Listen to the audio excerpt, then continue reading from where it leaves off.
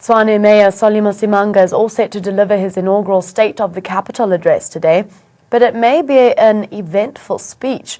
The ANC councillors are planning to stage a walkout in the middle of the soca.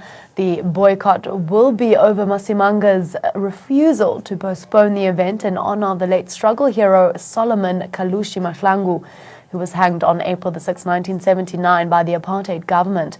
There's also a possibility of ANC councillors not pitching at all for the occasion, but the party insists that the address will continue as planned.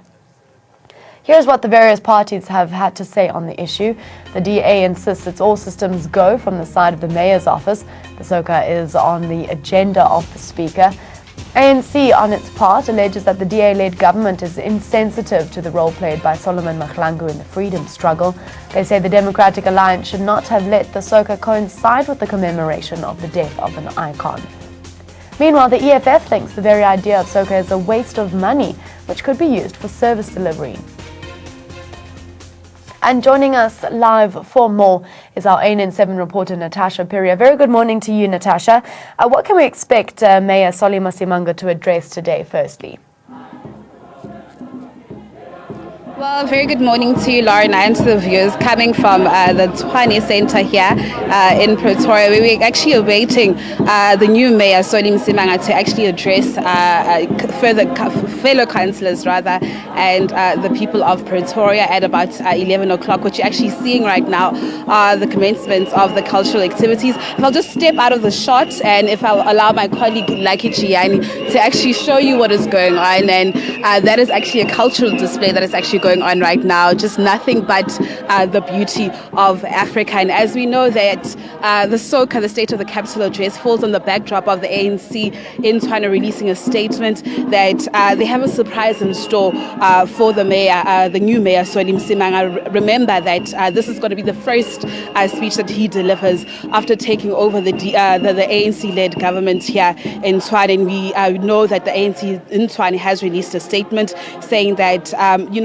the soca actually falls on the backdrop of Solomon Kalushi's death just years back, and saying that the hosting of the soca on this day is somewhat political murder. So we have heard the likes of Lesego Makubela from Tshwane saying that they will actually disrupt today's soca. They will stage a walkout as well. But just taking you back through last year's achievement of the soca 2016, where Kgosi Ramakgopa was the mayor of Tshwane, we do know that huge successes came through under his leadership, like the BRT system. Last year, Ramakgopa said that Tshwane was the quickest improving metro in South Africa, and said it had the highest growth between the years of 2011 and 2015. Also alluding to the fact that the Tsepo 10,000 program had hired more than 500 youth.